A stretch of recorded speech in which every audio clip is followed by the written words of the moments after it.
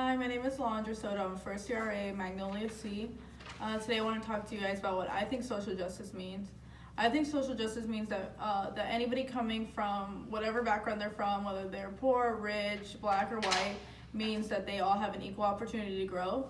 A time that I was able to to see social justice in action was last year. I was a peer mentor in the ELLC, and I was talking to one of the residents and telling him, to join an organization and learn how to code a little better. And he then said to me that the only qualification he needs on his resume for people to know that he has quality code is that his last name wasn't Faji or Patel. And it took me aback for a second. I was like, I didn't believe somebody had just told me that.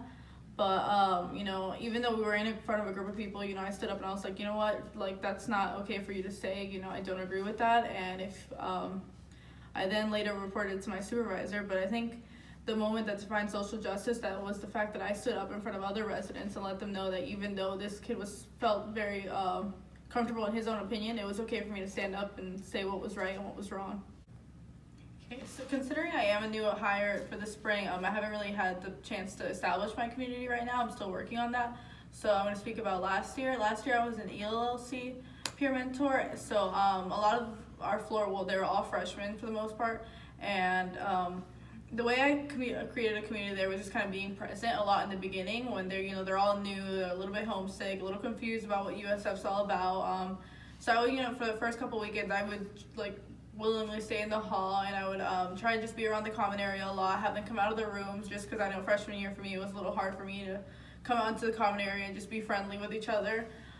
So what I ended up doing was, for the spring semester, after seeing the questions that they had, a lot of them had given me in the fall, was create a panel discussion, and I brought in different upper level kids and engineering students and engineering professors.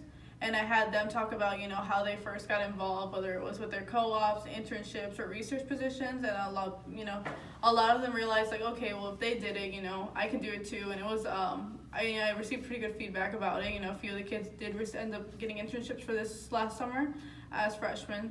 So that was a good thing. A way that I want to create my community starting now is, I definitely want to have something right before our midterms, because I know it gets stressful for me, and I'm sure it gets stressful for everyone else.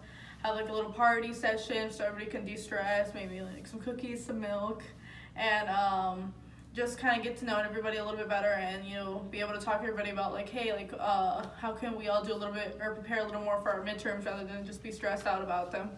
I also want to use Magnolia or places around Magnolia. I really like playing volleyball, so I want to be able to get my residents out there sometime. And that's how I want to start building a community up for the rest of the semester.